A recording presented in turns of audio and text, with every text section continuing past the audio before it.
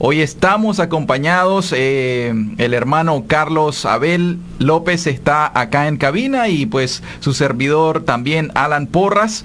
Y si ustedes se han dado cuenta y nos han estado siguiendo en estas previas enseñanzas de sábados, estamos hablando acerca de una serie de enseñanzas cuyo tema es la Biblia. La Biblia como tal, ¿verdad?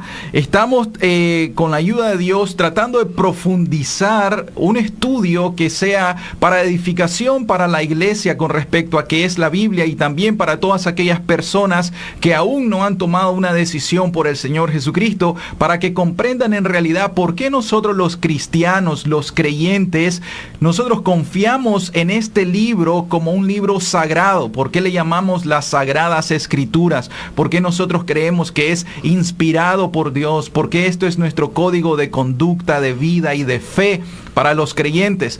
Entonces, es muy importante, yo diría es de vital importancia. Esta es una de las doctrinas de la columna vertebral para nosotros en el cristianismo. Por lo tanto, es muy importante que profundicemos más acerca de eso. En esta mañana lo que vamos a hacer es, comenzaremos una dinámica dando continuidad a los distintos temas que estamos hablando sobre la Biblia. El sábado pasado, usted puede ver la enseñanza nuevamente en nuestro canal de YouTube. Hablamos acerca de cuál es el propósito de la Biblia y también hablamos acerca de ese mensaje central que tiene la Biblia. Y hoy vamos a continuar a manera de preguntas. Vamos a establecer una serie de preguntas que yo voy a formular para el hermano Carlos y vamos a abrir el tema acerca de lo que es el canon de las Escrituras o de nuestra Biblia. Carlos, la primera pregunta que me gustaría hacer acerca del tema del canon, primero, ¿verdad?, es que hagamos una definición. ¿Qué significa la palabra canon? Bueno, me da mucho gusto estar acá en el programa y tener la oportunidad, pues, de abordar este tema a través de preguntas y respuestas, ¿verdad?, y dar la respuesta a la pregunta que acaba de hacer el hermano Alan. Ok, la pregunta sobre qué significa la palabra canon. Bueno, voy a contestar esta pregunta como que nosotros fuéramos a hacer un viaje por avión. O sea, ¿por qué lo digo de esta manera? Porque abordamos, despegamos, volamos y aterrizamos para que podamos entender bien lo que la palabra significa como tal. Bueno, la palabra canon nos llega a nosotros del latín, ¿verdad? Pero en realidad la palabra canon es originalmente una palabra del griego, ¿ok? Entonces la iglesia tomó la palabra del griego en latín para usarla en un sentido metafórico, ¿ok? La palabra como tal, en griego, su significado no es abstracto. La palabra canon solamente significa caña de medir, vara de medición, un instrumento usado para la construcción, ¿ok? Eso es todo lo que significaba, un nivel, una vara de medición. Entonces, a partir de este significado, entonces, se le da un uso metafórico. Y el uso metafórico que nosotros usamos, ahora lo tomamos como la palabra regla, norma o modelo o estándar. ¿Ok? Hacemos ese uso de esa manera. Regla, norma o estándar. Entonces, en un contexto bíblico, cuando estamos hablando de canon, ¿a qué nos estamos refiriendo exactamente a la palabra canon? Bueno, estamos hablando de la regla o la lista, ¿verdad? Regla o lista de libros que la iglesia reconoce como inspirados y autoritativos, ¿verdad? Reconoce estos libros como inspirados por Dios y estos son los libros que forman parte de nuestra Biblia. Entonces ese es el significado de la palabra canon. Muy bien, me parece excelente esa definición, bien simplificada, por supuesto, ¿verdad? Pero muy comprensible. Ahora, eso me lleva a formularte otra pregunta. O sea, si el canon de las Escrituras para nosotros es esa regla, esa norma, ese estándar, ese código, por así decirle, ¿verdad?, por el cual nosotros nos vamos a regir. Mencionaste dos palabras. Este conjunto de libros que forman nuestro canon son inspirados, eso es, inspirados por Dios, pero también son autoritativos. O sea, ellos son la autoridad bajo la cual nosotros nos vamos a regir como un pueblo de Dios, ¿correcto? Correcto. Pero me surge una pregunta. ¿por qué razón entonces? ¿Por qué razón algunas Biblias difieren en la cantidad de libros? O sea, yo quisiera preguntarte esto. Si yo veo, y esta es una polémica que debemos de todos nosotros conocerla en nuestro contexto, ¿verdad? Yo abro una Biblia católico-romana, o yo quiero hablar con una persona que profesa la fe católica y yo le llevo mi Biblia, que es Reina Valera de 1960, y luego me dicen, sí, pero tu Biblia protestante está mutilada, le cortaron libros a tu Biblia Reina Valera. Entonces, si yo no tengo un fundamento de mi fe y yo no conozco el aspecto histórico de lo que significa canon y cómo se hizo la selección de estos libros. Entonces yo quisiera preguntarte, ¿cuál es la diferencia o por qué algunas Biblias tienen más libros que otras? Claro, muy buena pregunta, y aquí vamos a centrarnos exactamente en la diferencia que tenemos en la Biblia católica y en la Biblia protestante. ¿Okay? ¿Por qué me voy a centrar en estas dos versiones? En realidad, la Biblia, que realmente tiene una diferencia, digamos, en cantidad de libros como tal, es la Biblia católica, ¿verdad? Y en particular, esta diferencia nosotros la vamos a notar en lo que es la sección del Antiguo Testamento. Porque si nosotros leemos la sección del Nuevo Testamento de la Biblia católica, pues vamos a ver que posee la misma cantidad de libros que tiene nuestra versión de la Biblia Reina Valera, ¿ok? Tiene la misma cantidad de libros, pero cuando hablamos del Antiguo Testamento, ahí sí encontramos una diferencia, ¿verdad? Uh-huh. La Biblia protestante como tal tiene 66 libros y la Biblia católica tiene un anexo de otros libros. Estos libros son, tenemos el libro de Tobías, Judith, Primera, Segunda de Macabeos, uh-huh. Está también el libro de Eclesiástico. Entonces, aquí me quiero detener para decir algo. Estos libros que están incluidos de más en la Biblia católica, en un contexto protestante se conocen como libros apócrifos y dentro del contexto católico se le conoce como deuterocanónicos, pero nosotros los vemos como libros apócrifos, ¿verdad? Y aquí creo yo que también me es necesario dar la definición de la palabra apócrifos. ¿Ok? ¿A qué nos referimos con la palabra apócrifos? ¿Ok? Bueno, la palabra apócrifos significa oculto o no auténtico en realidad. Eso es lo que significa nada más, oculto o no auténtico. Uh-huh. Y la palabra deuterocanónico como tal, dentro del contexto católico, lo que quiere decir es del segundo canon, porque tomó más tiempo para que fuesen aceptados universalmente y ingresados dentro del canon. Entonces, esa diferencia está ahí en esos libros. Ok, me parece muy bien esa respuesta. De hecho, sí, ¿verdad? Cuando nosotros hacemos un estudio acerca de la diferencia, porque yo mismo lo he hecho, en realidad el Nuevo Testamento no varía, no difiere ni en una Biblia, como mencionaste, de los Testigos de Jehová, ni una Biblia católica, ni una Biblia, por decir así, protestante o evangélica, ¿verdad? O sea, tienen la misma cantidad de los libros, y ese es un buen punto a marcar en el Nuevo Testamento.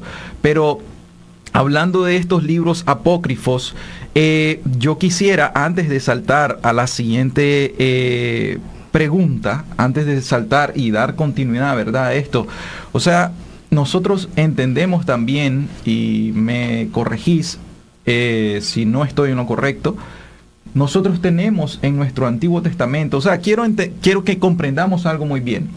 En cuanto al Nuevo Testamento, la Biblia católico romana y la Biblia protestante, por decir así, no tienen ninguna diferencia, ¿correcto? Correcto. Entonces, la diferencia en la cantidad de libros entre estas dos versiones de Biblia sería en el Antiguo Testamento. En el Antiguo Testamento. Ahora, ¿cómo sabríamos nosotros quién tiene la razón?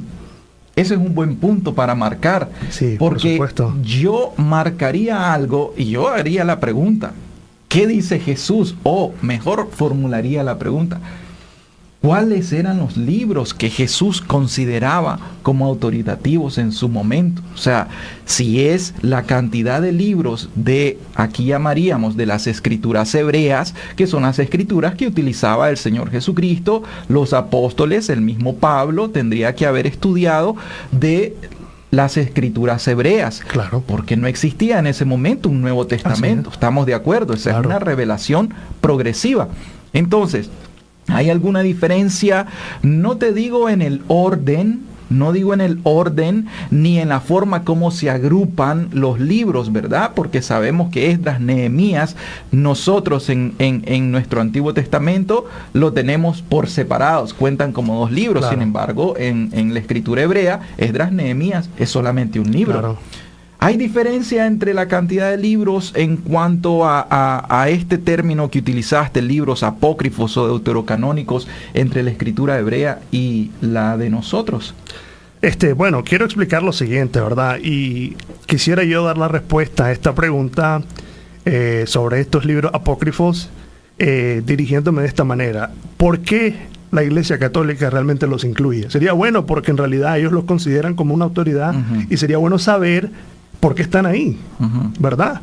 Entonces, bueno, la razón principal por qué los incluye es porque estos libros deuterocanónicos se encuentran en una traducción de la Biblia o una versión de la Biblia que se conoce como la Septuaginta, ¿verdad?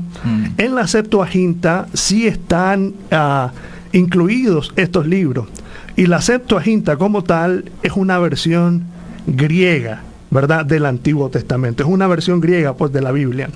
¿Ok? Entonces, ¿por qué la Iglesia Católica los incluye? Ya les voy a decir por qué razón. Porque la Iglesia primitiva, la Iglesia primitiva los consideró canónicos en realidad. Tenemos, por ejemplo, lo que es el canon de Roma. En el canon de Roma, el concilio de Roma, ellos consideraron canónicos estos libros. El concilio de Hipona también consideró estos libros canónicos, y el concilio de Creto también lo consideró canónico.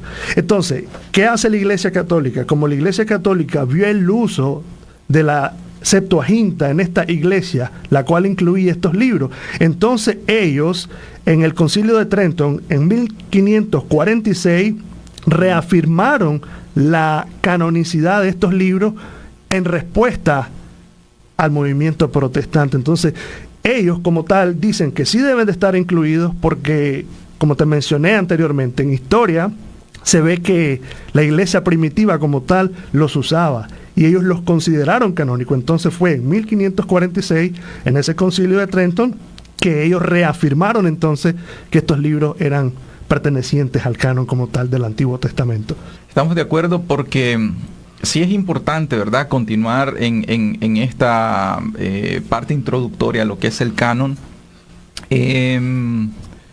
Si recordamos que históricamente la Latín Vulgata es aquella Biblia que se estuvo utilizando, ¿verdad?, desde el siglo V o el siglo V, ¿verdad?, que es aquella traducción de Jerónimo, que se hizo, ¿verdad?, el griego al latino, Latín Vulgata o común, ¿verdad? Esa es la Biblia que se estaba utilizando. Yo recuerdo la historia que Jerónimo en realidad no estaba utilizando como autoritativo o inspirados estos libros que nosotros consideramos apócrifos, que él los agregó, estaba en su traducción, pero él mismo sabía, él estaba consciente de que estos libros eran apócrifos, de que estos libros no eran autoritativos. Sin embargo, sabemos que con la tradición, con el tiempo, esta Latín Vulgata era la Biblia que se utilizó durante prácticamente esos próximos 10 siglos hasta que vino y se comenzó a hacer esta parte de la Reforma, ¿cierto? Y muy bien que mencionaste el Concilio de Trento, ¿verdad?, que ahí es donde se determinó definitivamente, ¿verdad?, claro, la gran diferencia en la cantidad de libros del Antiguo Testamento entre lo que es la Biblia católico-romana y la Biblia hebrea, porque en realidad el Antiguo Testamento contendrá esos dos idiomas, el hebreo y unos cuantos libros o pasajes acerca del arameo, ¿cierto? Y esa traducción al griego, ¿verdad?, que mencionabas de la Septuaginta también es muy importante. Son términos que quizá a alguna parte de la audiencia se les considere un poco complejo, pero es importante que vayamos aprendiendo un poco de terminología, ¿verdad? Claro. Pero yo quiero recordarte la pregunta entonces. Muy bien, ¿hay diferencia entonces entre el Antiguo Testamento de nosotros, o sea, de la Biblia que nosotros ocupamos y la escritura hebrea? O sea, nuestro canon contiene la cantidad de libros que también lo contienen las escrituras hebreas en cuanto a cuáles son los libros. ¿Hay alguna diferencia? Bueno, mira, quiero también decir lo siguiente, ¿verdad? Los concilios, solamente como para cerrar un poco la pregunta anterior, los concilios que consideraron estos libros canónicos yo los mencioné, son Hipona, Cartago y el Concilio de Roma. Bueno, ellos se basaron en esa tradición para incluirlos, ¿verdad?, en la lista de libros que deben de ser agregados al canon. Ahora, quiero decirle algo, y ya pues para responder la pregunta que el hermano está diciendo, ¿verdad? Estos libros no están incluidos en la Biblia hebrea. ¿Ok? Estos libros apócrifos no están contenidos en la Biblia hebrea como tal. Okay. Nosotros tomamos los libros de la Biblia hebrea como los libros que deben de ser agregados. Entonces, digamos que nosotros sí estamos en sintonía en ese particular con la versión hebrea porque tomamos ese canon para considerarlo como los libros que sí fueron realmente los libros que deben de ser considerados como agregados a ese canon. ¿Ok? Entonces, sí, estamos en sintonía en ese particular, ¿verdad? Aunque los libros deuterocanónicos, ¿verdad?, como lo conoce la Iglesia Católica, apócrifos, sí son escritos judíos en realidad, ¿verdad? Pero no son escritos que obviamente el movimiento protestante consideró que debían de ser agregados al canon. Por eso mencioné claramente que estos libros están en la Septuaginta, que es la versión griega de la Biblia, pero no en el hebreo. En la versión hebrea estos libros no se encuentran aceptados como dentro de su canon. Sí, eso es un punto muy importante cuando estemos hablando acerca del canon, porque esa misma pregunta yo me he planteado, ¿verdad? O sea, yo la manera en cómo me lo he formulado es, ok, para cerrar este dilema, ¿qué dice Jesús? Esa es mi mayor pregunta. O sea, Jesús es el verbo de Dios hecho carne. La máxima autoridad que para nosotros existe no es ni un pastor, no es ni un papa, ni siquiera un concilio. Porque el concilio al final lo que va a hacer es recopilar cierta información y ellos van a dictar lo que es más correcto para que nosotros sigamos. Sin embargo, los concilios tampoco son inspiración divina. O sea, ellos pueden errar en esto, ¿de acuerdo? Entonces, yo recuerdo al Señor Jesús, ¿te acordás, verdad? Cuando después de la resurrección, después que Él murió, Él resucitó, antes de su ascensión iban dos discípulos caminos a un lugar que se llamaba Emaús, ¿verdad? Y entonces dice que se le acercó el Señor encubiertamente, ellos no sabían que era el Señor Jesús, pero eventualmente el Señor les comenzó, dice la Escritura, a abrir las Escrituras, a abrir las Escrituras, y luego dice que al abrirle las Escrituras, les comenzó a hablar acerca de sí mismo desde que la Escritura, prácticamente desde el libro de Moisés.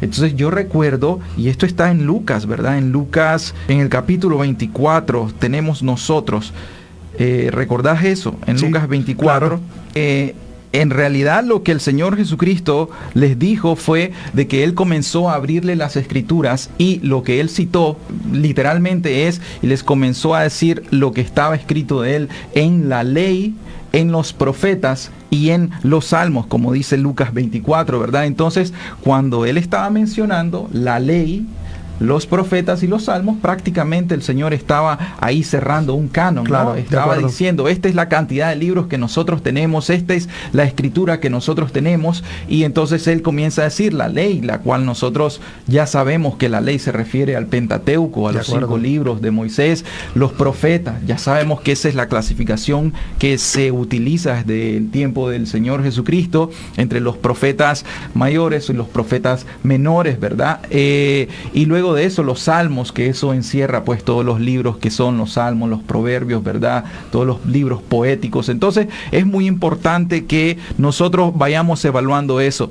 La verdad que me agrada cómo estamos haciendo esta esta dinámica, claro. O sea, porque sí se me hace muy importante establecer un patrón histórico. O sea, eso que hablaste acerca de los concilios es muy importante porque eso nos responde, o sea, por qué el canon de la Iglesia Católica reconoce estos libros adicionales, ¿verdad? O incluso por qué el canon protestante no reconoce estos libros adicionales. Sí, creo que esa era una parte importante a la que íbamos a llegar, porque realmente la primera pregunta que estábamos tratando de responder era ¿por qué la Iglesia Católica los acepta, no? Uh-huh. Y creo que era válido dar su argumento, ¿verdad? ¿Por qué los acepta? Entonces, para aterrizar un poco más en la necesidad que tenés ahorita, ¿verdad? O digamos, en reconciliar esto de por qué, o sea, de darme una explicación por qué ahora el canon protestante sí lo tiene. Sí, vamos a llegar a eso. ¿Por qué el canon protestante sí incluye, no incluye estos libros? Y voy a dar la explicación del por qué, ¿verdad? Y una de las cosas ya las mencionaste, de hecho, ¿verdad? Se trata de lo siguiente. Bueno, primero, porque estos libros no están en la Biblia hebrea. Entonces, por eso ellos no los incluye en la Biblia que nosotros tenemos, la versión Reina Valera. Un segundo punto clave del por qué no están en nuestra versión de la Reina Valera es porque estos libros no son citados en el Nuevo Testamento, que es lo que vos mencionabas anteriormente, ¿verdad? Jesús mencionó la ley, los profetas, y mencionó esos libros del canon hebreo, los cuales vos ahorita acabás de mencionar y de clasificar, pero si nosotros leemos el Nuevo Testamento, nosotros vamos a encontrar que estos libros apócrifos que nosotros conocemos no están mencionados en el Nuevo Testamento. Entonces, esa fue una razón por la cual esos libros no están incluidos en nuestra escritura Reina Valera. Y otra razón también por la cual no están incluidos es porque hay una variación de doctrina. Y recordemos que la Biblia es una unidad de doctrina. Así es. Entonces, ¿cuál es el problema que hay aquí? Que encontraron que hay una doctrina en la que enseña elevar oraciones a los muertos, ¿verdad? Y esta es una doctrina que está creo que uno de los libros de Macabeos. En uno de los libros de Macabeos está incluido eso. Entonces, esa es una razón que va en contra del principio de sola escritura, por lo cual entonces no lo incluyeron, ¿verdad? Entonces, y otra razón es porque a la Biblia le hicieron algunos anexos en griego. Por ejemplo, el libro de Esther tiene unos anexos en griego, ¿verdad? Al canon hebreo le hicieron unos anexos en griego. El libro de Daniel también tiene otros anexos, como la oración de Azarías. Entonces, esa fue otra razón por la cual entonces, digamos, el movimiento protestante no reconoció esos libros. Entonces, hagamos un resumen. No están en el canon hebreo, que es el canon que el movimiento protestante reconoce. No son citados como libros inspirados, realmente porque no son citados en el Nuevo Testamento como tal. Es una razón por la cual deciden no deben ser incluidos. Y porque hay una variación de doctrina en cuanto a estos libros. Entonces, esa es una razón por la cual no se encuentran en el canon que nosotros pues mayormente utilizamos, porque cuando hablamos de Biblia protestante es la que usamos, digamos, el movimiento evangélico, pues, o los protestantes, es la versión que nosotros tenemos. Ok, vamos a, como nos faltan un par de minutos, vamos a hacer, ¿te parece, si nos da tiempo para una o dos preguntas reflexivas? Sí, está bien. ¿Te parece bien? Y definitivamente, la verdad que sí, estoy de acuerdo con las respuestas que nos estás brindando. Están llenas de información. Esto es, repito, ¿verdad?, una introducción a lo que es el canon, claro, ¿verdad? Porque luego estaremos hablando acerca de el canon del Antiguo Testamento, un poco más a detalle, el canon del Nuevo Testamento, un poco más a detalle, porque sí se nos hace importante dar una revisión histórica, bíblica, histórica acerca de esto, ¿verdad? La primera pregunta de reflexión que yo quisiera, ¿verdad?, ya para que cerremos, es ¿por qué entonces consideramos importante entender cómo se formó la Biblia que nosotros estamos usando hoy? Bueno, es importante porque recordemos que la Biblia como tal no fue creada por un concilio, ¿verdad? El concilio no se encargó de crear la Biblia, sino de reconocer esos libros que ya existían, que poseían autoridad inherente, ¿verdad? Eso es siempre importante porque nosotros aceptamos la palabra de Dios como inspirada por Dios, como la palabra de Dios. Entonces, conocer históricamente el involucramiento de la iglesia nos da a nosotros una fortaleza en la fe, porque vemos cómo Dios ha preservado su palabra hasta estos tiempos. Y quiero leer un texto en Isaías 40, en el verso 8, dice: sécase la hierba, marchítase la flor, mas la palabra del Dios nuestro permanece para siempre. Ok, entonces, ¿por qué es importante? Porque en realidad Dios ha preservado esta escritura que nosotros tenemos hoy, pero también Dios usó personas que con la convicción de vida, ellos participaron en esto, fueron usados por Dios para defender la fe. Recordemos que una de nuestras obligaciones como cristianos es defender la fe, ¿verdad? Y también es importante conocer de historia porque hay un texto en una de las cartas de Pedro que nos dice que todo aquel que demande razón de nuestra fe, que nosotros le demos argumentos con mansedumbre. Entonces nosotros estamos mejor equipados para poder hablar acerca de la Biblia y por qué creemos la Biblia. Y entonces de esta manera también nosotros contamos con todos estos libros que hoy están completos, ¿verdad? Porque ya las revelaciones cesaron, no hay nuevas revelaciones como tal. Okay. Y damos gracias a Dios que hoy contamos con esta palabra y Él tuvo que usar a estas personas y preservar su palabra a lo largo de la historia. Amén. Estoy de acuerdo, entonces consideraríamos que el canon de las Escrituras es un canon cerrado. Claro. ¿Correcto? Claro. Y entendiendo eso es que no vamos a estar admitiendo nuevas revelaciones o anexando nuevos libros al canon, de manera que cada persona que piense que tiene una nueva revelación de parte de Dios diga esto es inspiración divina y esto debemos agregarlo porque es autoritativo. Estamos de acuerdo que el canon de la Escritura, de acuerdo a la Escritura del Antiguo Testamento hebreo y en el Nuevo Testamento, ¿verdad? Según la revelación de los evangelios y las epístolas, es un canon cerrado. Así es. Bien. Cierro entonces con un texto que está, ¿verdad? Repetimos en Lucas, el capítulo 24, 44. Jesús les dijo: estas son las palabras que os hablé estando aún con vosotros, que era necesario que se cumpliese todo lo que está escrito de mí, en donde el Señor Jesús menciona en la ley de Moisés, en los profetas y en los salmos. Entonces ahí vemos que sí, el Señor Jesucristo tenía definitivamente un canon y para Él era también un canon cerrado en ese tiempo. ¿De acuerdo? Vamos a dar una oración y vamos a agradecer al Señor para que cerremos. Muchas gracias a todos por haber estado presenciando este podcast y esperamos verlos el próximo sábado. Estén esperando también que vamos a subir a nuestro canal de YouTube las enseñanzas. Padre, gracias te damos, Señor, en esta mañana por toda tu bendición, por estar con nosotros y por bendecirnos, Señor. Por favor, glorifícate, te lo rogamos, Señor, en el nombre de Jesús. Amén. Amén.